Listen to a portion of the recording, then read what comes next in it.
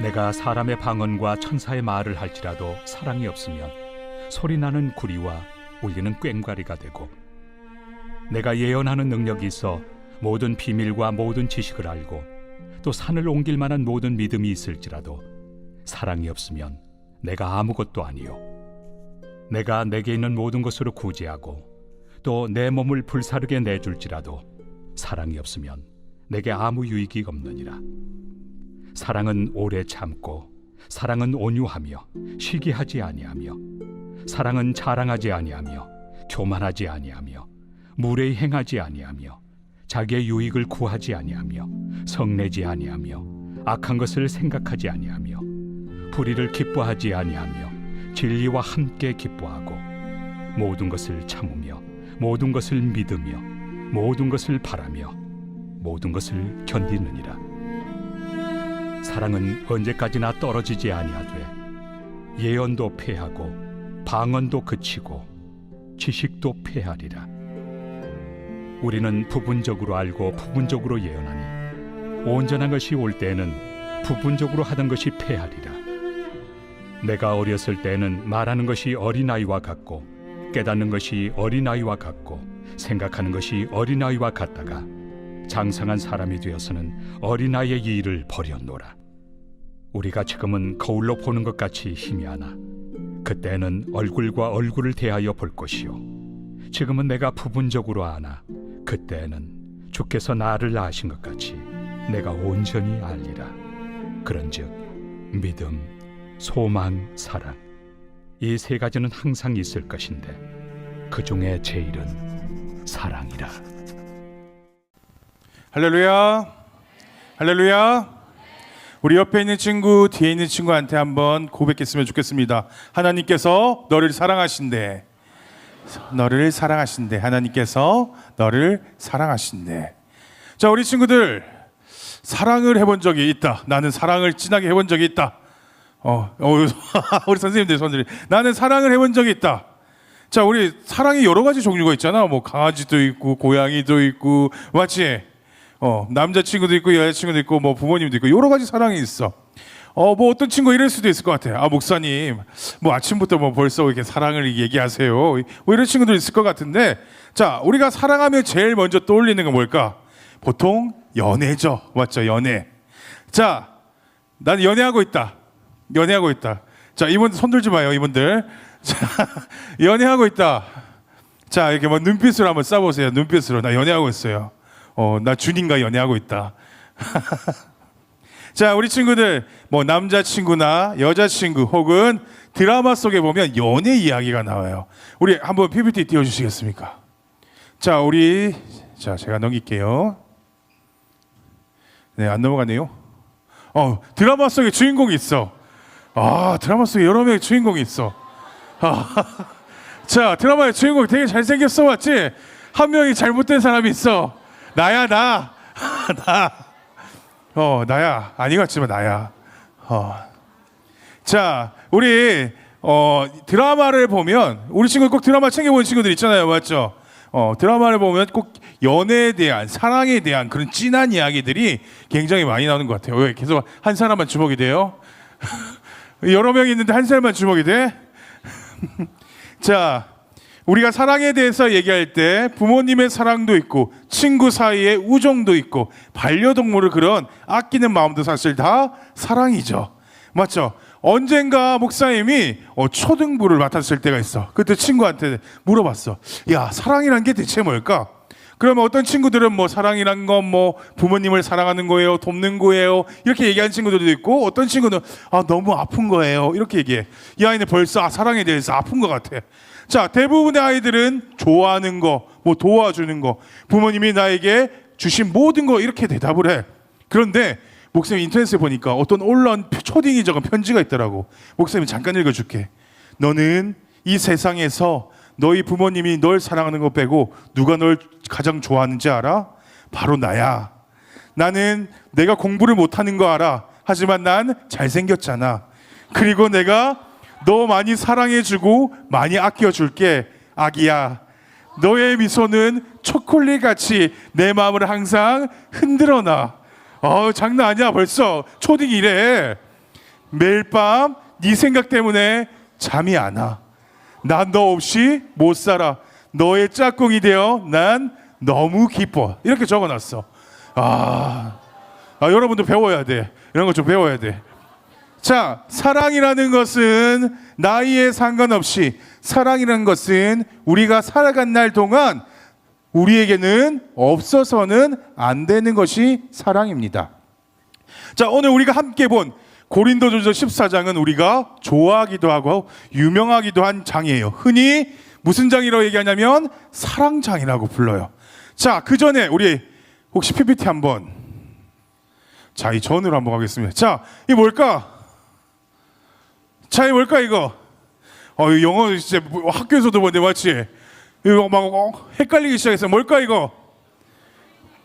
자, 트레이닝만 읽지 말고 앞에 거 읽어. 자, 뒤에 거만 자꾸 읽지 말고. 자, 이거 뜻이 뭘까? 뭘까? 자, 제자훈련이야, 제자훈련. 자, 여러분, 우리가 제자훈련을 시작했습니다. 이 말만 하고 싶어. 최선을 다해서 여러분이 후회 없는 이 제자훈련에 참여했으면 좋겠어. 정말 그 예수님을 닮아갈 수 있는 그런 여러분이 되기를 부탁드립니다. 자, 우리 계속 말씀 봅시다. 자, 오늘 이 13장은 무슨 장이라고 얘기했다고? 목사님이? 사랑장이라고 얘기했습니다. 자, 놀랍게도 이 13장은 사실 말이 좀 많았던 그런 장이에요. 왜냐하면 사도 바울이 썼다고 하기에는 너무 사랑에 대한 정의가 너무 완벽했어요. 그래서 혹시 이 사랑이라는 것에 대해서 잘 설명하기 위해서 누군가 혹시 뒤에 조금 바꾼 게 아닌가, 학자들이 그게 손을 댄 것이 아닌가, 그런 말도 있었던 본문입니다. 참 재밌는 설이 있지만 이 사도 바울은 두 가지 생의 스토리가, 여러 가지 설이 있어요. 원래부터 싱글이었다. 원래부터 사도 바울은 싱글이었다. 또 다른 하나는 예수님을 믿게 된 후부터 돌아다니다 보니까 가정이 깨진 돌싱남이다. 막 이상한 소문이 있었어. 여러 가지 설이 있었는데 문제는 그는 혼자였다라는 것을 우리가 잘 알고 있어요. 자, 그렇다면 싱글이었던 이 혼자인 남자가 오늘 말씀을 보니까 사랑에 대해서 너무나도 구체적이고 입체적으로 말을 하고 있어. 너무 종합적이고 균형이 있게 이 사랑에 대해서 단어를 쓰고 있는 거야. 쉽지 않았을 텐데 이 내용이 사도 바울의 글로 보기에는 무리가 있지 않나 해서 사실 말이 있던 본문이 오늘 본문인 고린도전서 13장입니다.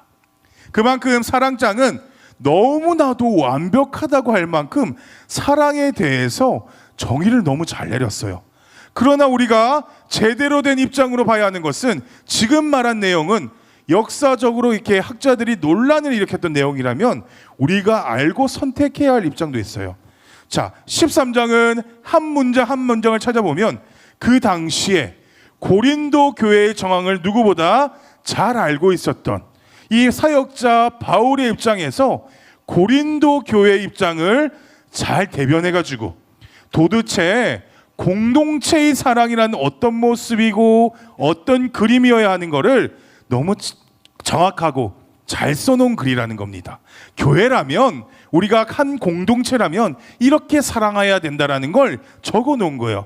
그래서 이 13장에 여러 가지 사항과 어법, 문체, 색깔 이런 것들을 종합해 보니까 바울이 목회적인 입장에서 고린도 교회를 향해 쓴 글이 맞다라는 겁니다. 자, 그 이유가 한 절 한 절이 본론으로 들어가면 알 수가 있는데 우리가 한번 보기를 원합니다. 자, 서론의 큰 주제는 이거예요. 사랑이 왜 필요한가? 사랑이 왜 필요한가? 사랑이 없으면 가정으로 사랑의 정의를 설명합니다. 자, 4절부터는 사랑이 뭔가?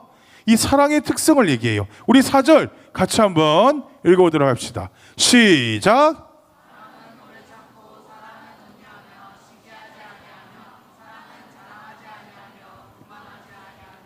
아멘. 그리고 마지막에 보면 8절부터 13절이 결론이에요. 자, 우리 첫 번째, 사랑이 없으면 아무것도 아니다. 자, 뭐라고요? 첫 번째, 사랑이 없으면 아무것도 아니다. 바울이 이렇게 얘기해요. 1절에 보니까 모든 방언과 천사의 말을 할지라도 뭐가 없으면요? 사랑이 없으면. 이게 도대체 당시에 무슨 의미일까요? 우리 꽹가리 쳐본 친구 있죠? 우리 꽹가리 같은 거 쳐본 친구도 있을 거예요. 음악에 리듬 없이 일정하게 소리를 내는 악기들이 있습니다. 즉 어때요? 의미 없이 그냥 이렇게 뭔가 둥 나는 그런 악기들이 있어요. 이런 소리들은 당시에 이방신을 부를 때 막 감정을 자극하기 위해서 행했던 간습이라고 해요. 예를 들면 일방적으로 리듬감 없이 계속 이렇게 막 소리가 나는 걸 뭐라고 할까요? 우리 친구들 소음이라고 하죠. 소음. 맞죠? 소음은 들으면 기분이 좋을까요? 나쁠까요? 듣기가 싫어. 막 귀가 아파. 가끔 가다가 막 마이크에 목소리 이렇게 내리면 소리 안 나네 오늘? 왜 고쳤어요? 오늘 어제까지만 해도 소리가 났는데 고쳤나 봅니다. 자, 이렇게 막 내리면 막 마치 스피커에서 막 찌지직한 소리가 났어. 그 소리 들으면 어때요? 좋아하는 사람 있어? 난 저 소리가 너무 좋아요. 막 이런 사람 없잖아. 맞지? 자, 그 소음을 안 듣고 싶을 거예요. 그런데 이 당시에 이런 악기들이 있었어요. 계속 둥 계속 똑같은 음으로 일정한 간격으로 소리를 내요. 아무 의미가 없어요. 말 그대로 뭐냐면 소음이에요. 이런 소리는 안 듣고 싶다고 했죠. 자, 사랑이 없으면 어떻다고요? 그 모든 방언과 천사의 말을 할지라도 왜 이런 표현이 여러분 나온 걸까요? 고린도 교회는 유독 어느 시대보다 어느 교회보다 은사가 많았습니다. 막 방언의 은사도 있고 예언의 은사도 있고 지식도 있었어요. 그런데 그 은사들을 사랑 없이 막 자랑을 하기 시작해요. 서로를 막 비교하기 시작해요. 너는 이것도 없잖아 하면서 시기하고 무질서하게 되었다라는 겁니다. 못 받는 사람들은 어떻게 됐어요? 주눅이 들어요. 상처를 막 받기도 해요.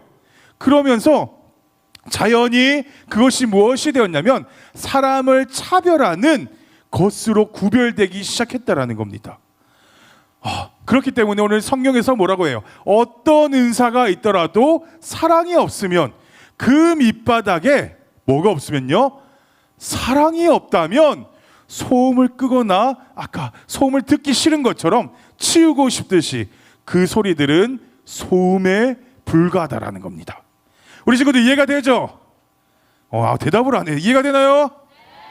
자, 그렇다면 아무에게도 유익을 주지 못하는 무익한 것은 자신뿐만 아니라 교회 전체 유익이 되도록 은사를 주신 그 하나님의 뜻을 돌보지 않는 것이라는 거예요. 그러한 은사들은 시끄러운 잡음에 불과하다. 뭐가 없으면? 사랑이 없으면. 자, 우리 2절 말씀 또 같이 읽어봅시다. 2절. 자, 준비됐죠? 시작. 내가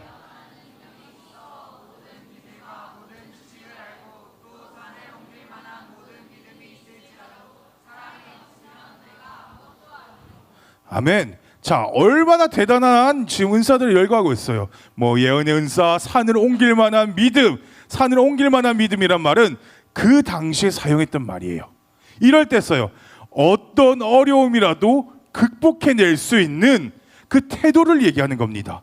엄청난 기적, 반전과 막 드라마틱한 어려움이 있었는데 인간적인 막 열심과 의지로 극복을 해낸 거예요. 뜻밖의 일을 만나게 됐을 때 우리가 얼마나 한호해요. 그럴지라도 그런 열정이 있을지라도 뭐가 없으면 사랑이 기초되지 않은 것이라면 아니라는 말은 무슨 얘기냐면 먼지와 같다라는 겁니다. 여러분 먼지 좋아해요? 먼지 보면 귀여워 우리 먼지 이런 친구 없잖아요. 이런 변태 같은 애 없잖아요. 맞죠? 보통 먼지를 어떻게 소중히 여기는 사람은 없습니다. 먼지 보면 어떻게 해요? 보통 하면서 막 닦거나 아니면 불어버리죠. 털어버려요. 사랑이 없으면 대단한 은사의 결과가 나타나도 먼지로 털어버린 것 같은 그런 가치밖에 안 된다라는 겁니다. 그만큼 사랑에 대한 중요성을 지금 3절까지 설명합니다. 자, 3절 우리 또 한번 읽어봅시다. 시작. 내가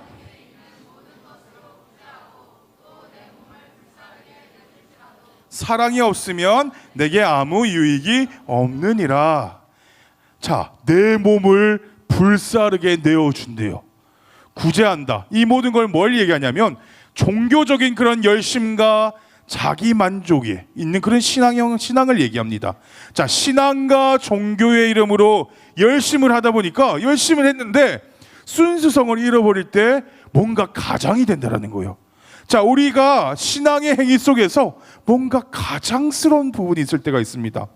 막 종교적으로 열정과 순수한 신앙과 우리가 구분하지 못하고 때로는 그걸 신앙으로 착각할 때가 있다는 겁니다.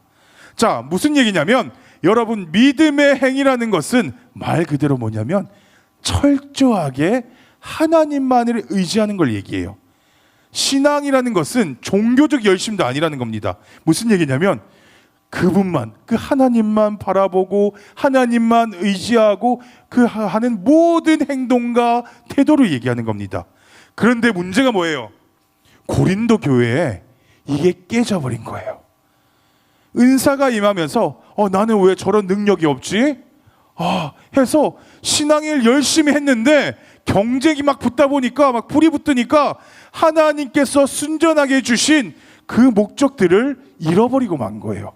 지금 말씀에서 그 얘기를 하는 겁니다. 아무리 막 열심을 낸다고 할지라도 사랑이 전제되지 않는 모든 것은 아무것도 아니다. 내게 아무 유익이 없느니라고 끝나버렸어요. 몸을 막 불사르기까지 희생한다고 할지라도 뭐가 없으면요? 뭐가 없으면? 사랑이 없으면 의미 없는 거칠에 불과하다는 겁니다. 자, 사랑 없이 하는 모든 것은 남는 것이 없다라는 겁니다. 아무리 애쓰고 수고하고 치장해도 사랑이 전제되지 않는 모든 신앙행위는 남는 게 없대요. 자, 성경이 우리를 장사하는 사람으로 묘사할 때가 있습니다. 우리 친구들 장사 혹시 해본 적 있어요? 자, 장사를 왜 할까요? 돈을 잃어버리려고 할까요? 남기려고 할까요? 남기려고 하죠. 그런데 남는 게 없는 장사 얼마나 힘들고 허무할까요? 사랑이 없으면 그런 인생을 살 수밖에 없다라고 얘기합니다. 3절까지 뭐예요? 사랑해야 되는 너무 중요성을 얘기하는 겁니다. 자, 두 번째, 우리 사랑은 훈련이다. 자, 같이 한번 또 읽어봅시다. 시작. 자, 사랑은 훈련이다. 자, 그럼 사랑이 뭘까요? 바울이 아주 구체적으로 설명했습니다. 사랑은 단순한 감정이 아니에요. 의지적인 선택이고 반복된 훈련입니다.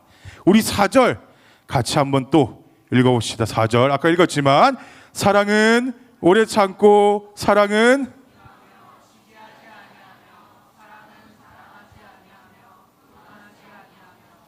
자, 사랑에 대한 정의가 나왔어요. 첫 번째, 사랑은 오래 참고 무슨 얘기냐면 시간의 미덕을 얘기해요. 기다림이에요. 기다리다. 기다림. 시간 속에서 사랑이 만들어진다라는 걸 얘기하는 겁니다. 어때요? 인내하는 마음. 연못에 작은 파장들이 어때요? 일어나는 것처럼 쉽게 결정하고 쉽게 포기하는 게 아니라 하나님께서 이스라엘 백성들을 보면서 오래 참으셨던 것처럼, 오래 기다리셨던 것처럼, 여전히 죄를 따라가는 이스라엘 백성이었지만 여전히 오래 참고 약속을 지키셨던 것처럼 우리를 보고 참으시는 겁니다. 오래 참음이라는 것은 하나님의 성품이라는 거예요. 그 다음에 사랑은 어떻죠? 온유하며. 여러분, 온유라는 것은 동양적 개념으로서 뭐냐면 이거예요. 양보하고 뭐 부드럽고 이런 개념이 아니라 온유라는 거 이겁니다. 거친 야생마를 훌륭한 조란사에 맡겨서 잘 길들여진 상태를 말하는 거예요. 이 온유라는 건 뭐냐면 약자의 덕목이 아니라 강한 자, 강자만이 드러낼 수 있는 그런 덕목이에요. 자, 그렇다면 예수님께서 이렇게 말씀하시죠. 나는 마음이 온유하고 겸손하니 내게 와서 배우라. 자, 온유라는 말은 힘에 의해서 다스려진 덕목이라 얘기했어요. 그러면 성경에 보니까 모세보다 온유한 자가 없다라고 얘기합니다. 모세 처음에 어땠을까요? 애굽의 학문과 무예를 다 익힌 그가 나이 40세 순간의 분노를 참지 못하고 누굴 죽여요? 사람을 죽여서 모래에 묻습니다. 그랬던 그가 40년 동안 어때요?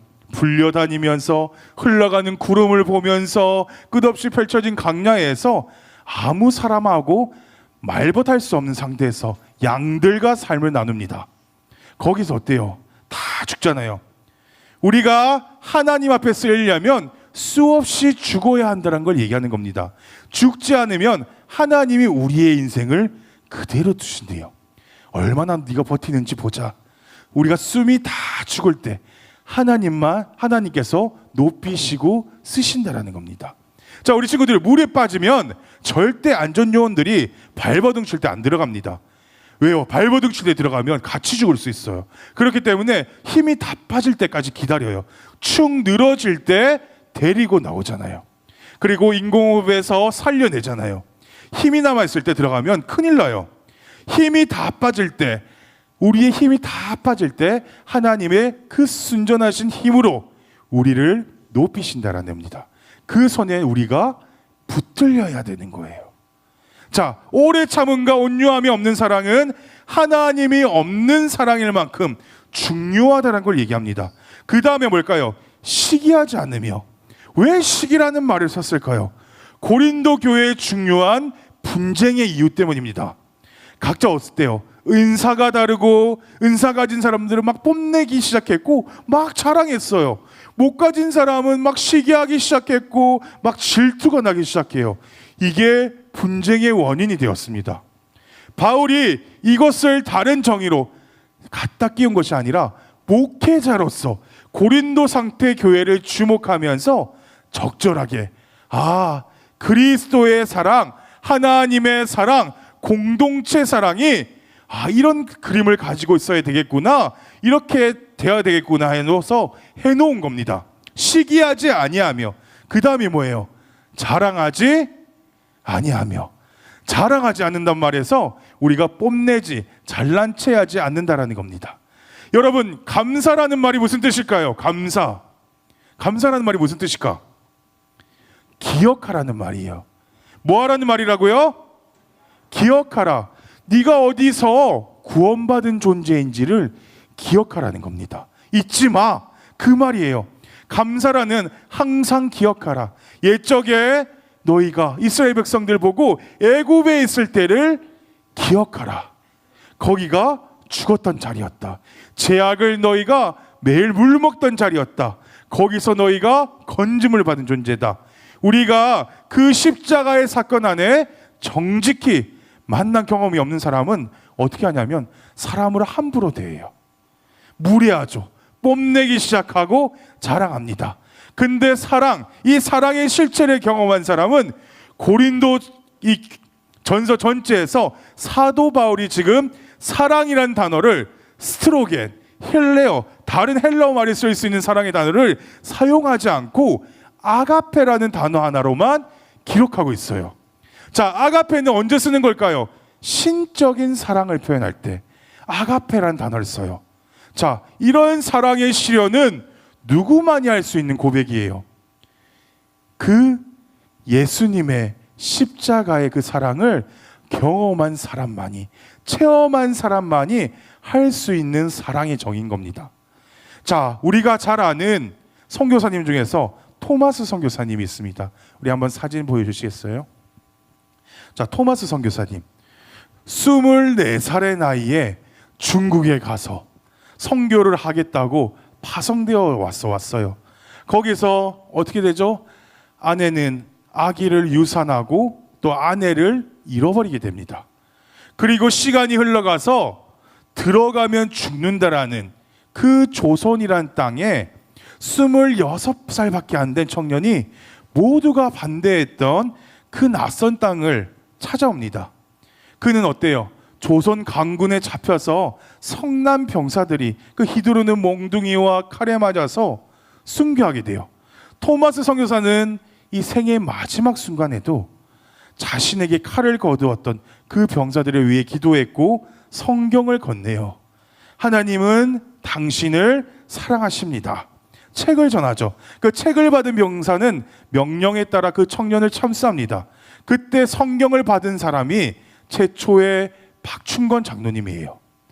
자, 이 젊은 선교사님이 이 토마스 선교사님이 대체 이렇게 목숨까지 내놓으면서 할 수 있었던, 죽을 수 있었던 이유가 대체 뭘까요? 우리가 흔히 대답하면 뭐 사명입니다, 소명입니다라고 얘기하지만 정말 더 중요한 것은 땀, 눈물, 기도, 헌신, 생명, 사랑이 주님을, 그 예수님을 경험한 가슴에서 나온다라는 겁니다.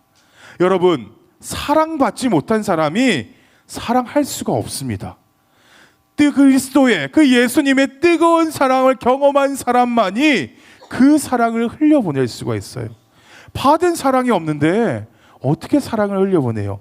그러면 흉내를 우리가 내게 되겠죠. 한계가 올 거예요. 그러면 지치는 겁니다.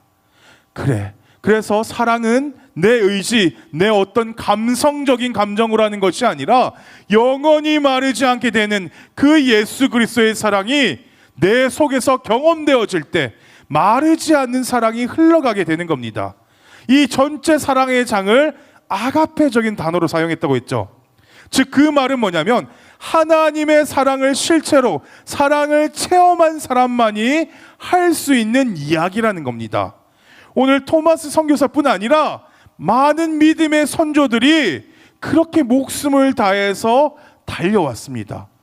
인간적인 그런 세상적인 열매가 아니라 그 하나님의 사랑에서 시작된 결과이고 눈물이고 헌신이고 열매였어요. 여러분 가운데도 그 사랑의 은혜가 있으면 좋겠습니다. 우리 5절 말씀 같이 또 한번 읽어보도록 하겠습니다. 5절 시작. 무례히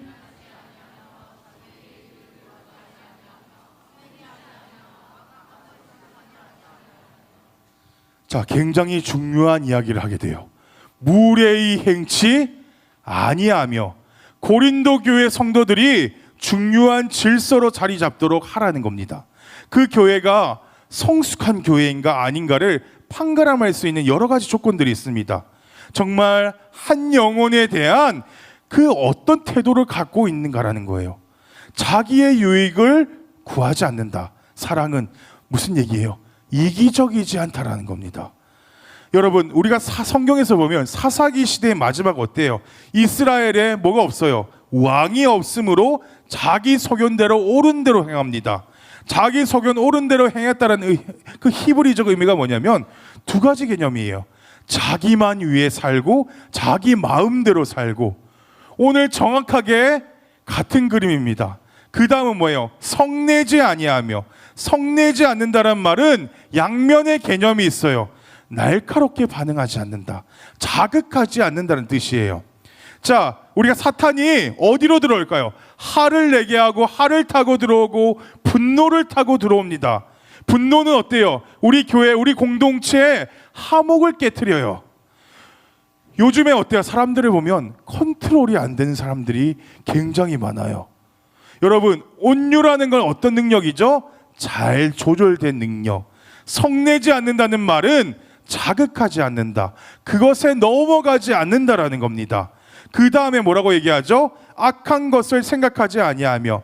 사랑하면요, 저 상대가, 저 사람이 뭘 좋아할까 살피기 전에 뭘 싫어할까를 먼저 살펴요. 저 사람이 뭘 싫어할까를 먼저 살피는 겁니다. 사랑을 하면요, 무엇을 좋아할까 보다도 무엇을 싫어할까를 먼저 알아요. 신앙생활이라는 건 여러분, 우리 친구들이 뭐냐면 하나님이 싫어하는 걸 안 하는 겁니다. 우리 친구들 뭐라고요? 하나님이 싫어하는 걸 안 하는 거예요. 그래서 우리가 죄를 싫어하게 돼 있는 겁니다.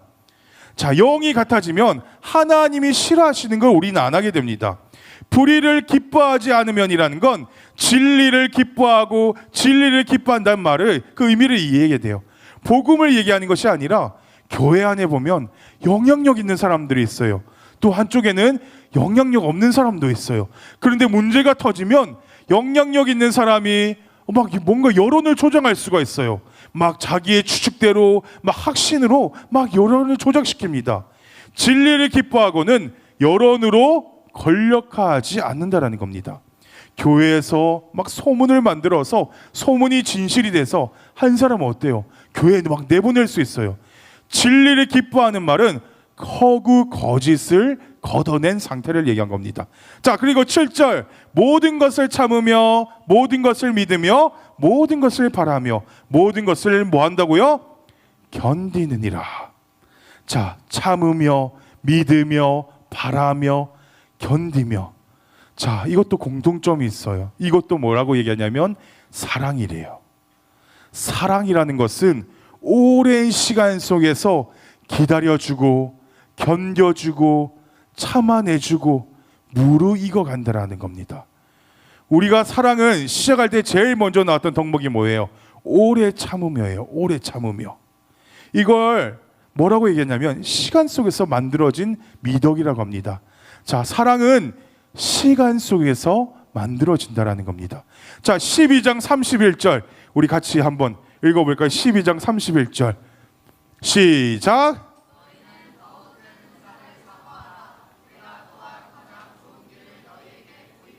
아멘. 이 얘기를 하고 나서 오늘 우리가 읽은 말씀이 이어지는 거예요. 그 다음에 사랑장이 나왔어요.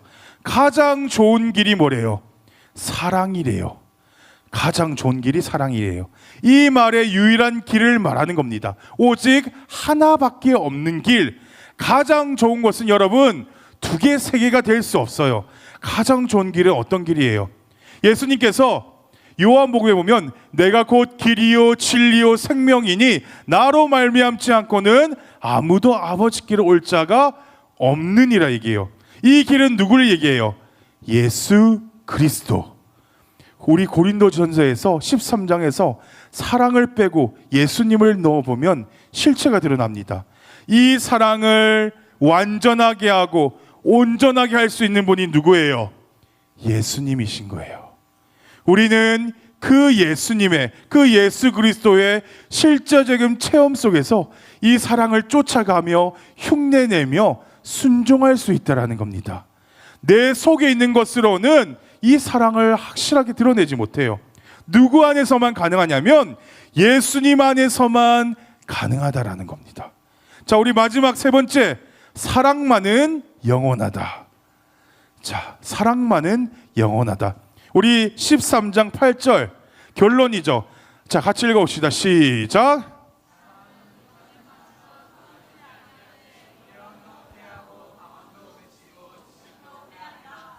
자, 사랑은 영원하대요. 사랑은 끝나지 않는데요. 자, 끝나지 않는 사랑이래요. 자, 12절에 보니까 우리가 지금은 거울로 보는 것 같이 희미하나 그때에는 얼굴과 얼굴을 대하여 볼 것이요 지금은 내가 부분적으로 아나 그때에는 주께서 나를 아신 것 같이 내가 온전히 알리라. 자, 거울을 보는데 거울이 희미해. 왜 희미할까요? 1세기의 거울은 어떤 거울일까요? 청동 거울이에요. 희미한 거울이에요. 뿌옇게 보이는 거울이에요. 그래서 거울로 같이 보는 것처럼 희미하나 얼굴과 얼굴로 대하여 볼 것이래요. 자, 무슨 얘기예요?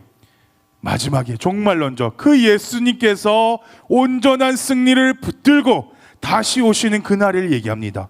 그날은 예수님과 얼굴과 얼굴로 만나게 된대요. 그때 예수님 다시 오시는 그 종말론적 시간을 얘기하는데 예수님의 얼굴을 보게 되는 겁니다. 그러니까 무슨 얘기예요? 믿음도 다 끝나게 되어 있고 소망은 이루어지면 그때부터 소망이 아니죠. 그런데 사랑은 영원하다라는 겁니다. 사랑은 영원히 주님과 함께 살면서 그 사랑을 입을 거대요. 그 사랑을 맺어준 인간관계에서 우리가 희미하게나마 연습하는 겁니다. 사랑을 연습하는 거예요. 어디서요? 우리 교회 공동체에서. 그래서 우리를 이 자리에 함께 묶어 놓으신 겁니다. 매일매일 우리가 이 사랑을 연습을 해야 되는 겁니다. 우리 안에서 참아주는 연습, 기다려주는 연습, 넘어갈 수 있는 연습, 덮어주는 연습, 다 사랑을 연습하는 거예요. 사랑이 그만큼 어때요? 다양한 그림과 다양한 얼굴을 가지고 있는 겁니다. 마지막 절 그리고 뭐라고 해요? 믿음, 소망, 사랑 이 3가지는 항상 있을 것인데 그 중에 제일은 뭐라고요? 사랑이라. 이제 말씀을 마무리하려고 합니다. 이 사랑은 어떤 사랑이에요? 우리가 할 수 있는 사랑이 아니에요. 그런데 우리로 하여금 이 사랑을 명령하셨어요. 하나님 사랑, 그 예수님의 그 십자가 사랑, 내가 줄 사랑이 없고 사랑이 받은 게 없는데 어떻게 나눠줄 수 있을까요? 오늘도 우리를 위해서 기다리고 계신 그 하나님께로, 예수님께로 나아가야 합니다. 오늘도 몸소 보여주신 그 예수님의 십자가 앞에 나아가야 합니다. 오늘도 갚을 길 없는 그 사랑 앞에 우리가 함께 서야 된다는 거예요. 우리 친구들, 그 십자가 사랑을 바라봤으면 좋겠습니다. 여러분의 삶 가운데 앞에 계신 그 예수님을 향해 끝까지 달려갈 수 있는 여러분이 됐으면 좋겠습니다. 우리 시간 한번 마음을 다해 찬양했으면 좋겠습니다.